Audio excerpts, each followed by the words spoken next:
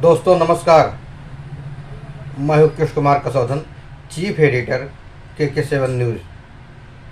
हाल ही में 7 राज्यों की 13 सीटों पर हुए उपचुनाव के नतीजे भाजपा के लिए दिल तोड़ने वाले रहे।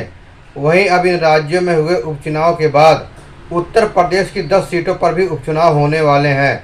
ऐसे में अब सभी की नज़रें उत्तर प्रदेश के 10 विधानसभा सीटों पर होने वाले उपचुनाव पर टिक गई हैं, क्योंकि लोकसभा चुनाव के नतीजे के बाद अब इन 10 सीटों की स्थिति में काफ़ी बदलाव आया है।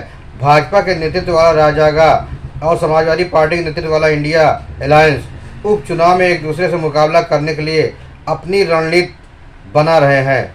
लोकसभा चुनाव के नतीजे के बाद ये उपचुनाव भाजपा के लिए बेहद अहम है, क्योंकि उत्तर प्रदेश की जिन 10 सीटों पर उपचुनाव होने वाले हैं उनमें से 3 ऐसी हैं जहां भाजपा के विधायक थे ही नहीं। वहीं एक सीट निषाद पार्टी और आरएलडी के कब्जे में थी, जबकि 5 सीटें समाजवादी पार्टी के कब्जे में थी। उत्तर प्रदेश की सियासत किस ओर करवट ले रही है? लोकसभा चुनाव 2024 के चौंकाने वाले नतीजे के बाद इसके बारे में कुछ भी अंदाज़ा लगा पाना बेहद मुश्किल हो गया है। बीते दिनों 7 राज्यों की 13 विधानसभा सीटों पर हुए उपचुनाव के नतीजों में जिस कदर भाजपा को हार झेलनी पड़ी, उसके बाद उत्तर प्रदेश की 10 सीटों पर होने वाले उपचुनाव को लेकर भी कायसों का दौर तेज हो गया है।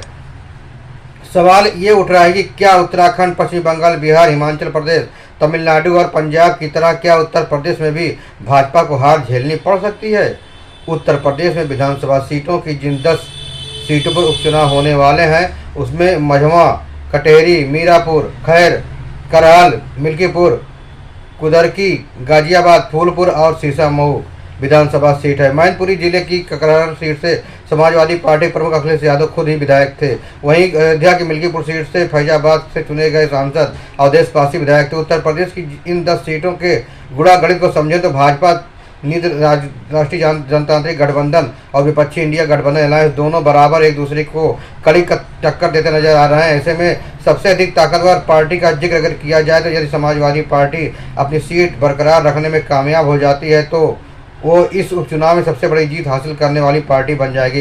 हालांकि लोकसभा चुनाव के नतीजों को देखकर ये समझा जा सकता है कि अखिलेश यादव समाजवादी पार्टी इस उपचुनाव में और भी मजबूती के साथ ताल ठोक सकती है।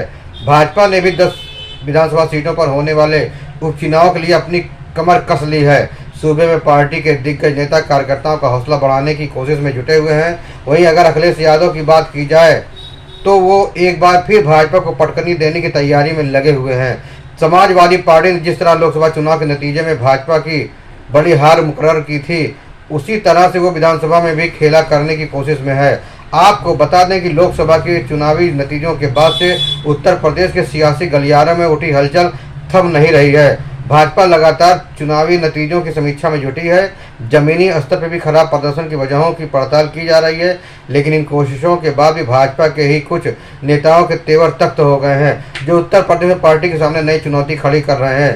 ताज़ा बयान उत्तर प्रदेश के जौनपुर के बदला सीट से भाजपा विधायक रमेश मिश्र का है, जिन्होंने वीडियो जारी कर साफ शब्दों में प्रदेश में पार्टी की स्थिति को खराब बताया है और ऐसी स्थिति में विधानसभा चुनाव में पार्टी की जीत को मुश्किल भी बताया है।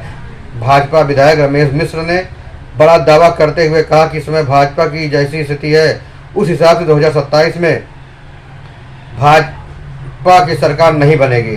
रमेश मिश्र का बयान सामने आते ही विपक्षी दलों को, खासकर समाजवादी पार्टी को भाजपा पर हमला करने का बड़ा मौका मिल गया। हालांकि रमेश मिश्र ने एक और वीडियो जारी कर अपनी सफाई देते हुए कहा कि उनकी बात को तोड़ मरोड़ कर पेश किया गया है। समाजवादी पार्टी के लोग इसको मुद्दा बना रहे हैं, लेकिन मेरा यह आशा नहीं है 2027 में फिर भाजपा की सरकार आएगी, कोई रोक नहीं सकता है। हालांकि रमेश मिश्र पहले नेता नहीं है जिन्होंने पार्टी को सचेत करने की कोशिश की। इससे पहले भी उत्तर प्रदेश सरकार के पूर्व मंत्री राजेंद्र प्रताप सिंह उर्फ मोती सिंह भी मंच से थानों दफ्तरों में भ्रष्टाचार का मुद्दा उठा चुके हैं। अब भाजपा नेताओं के ऐसे बयानों के आधार पर विपक्षी पार्टियां योगी आदित्यनाथ सरकार को घेरने में लगी हैं। ऐसे में देखना दिलचस्प होगा कि होने वाले उपचुनाव में भाजपा की फिर से वापसी होती है या हार होती है। वहीं अखिलेश यादव लोकसभा चुनाव नतीजों को उपचुनाव में भी दोहराने में कामयाब होते हैं कि नहीं होते हैं। यह उपचुनाव समाजवादी पार्टी और भारतीय जनता पार्टी दोनों के लिए महत्वपूर्ण है। ऐसे में दोनों तरफ से उपचुनाव जीतने के लिए एड़ी से लेकर चोटी तक जोर लगाया जाएगा। फिर मिलेंगे नई खबरों के साथ, नई जानकारी के साथ, नई समीक्षा के साथ। तब तक आप खुश रहें, सुरक्षित रहें, स्वस्थ रहें। धन्यवाद।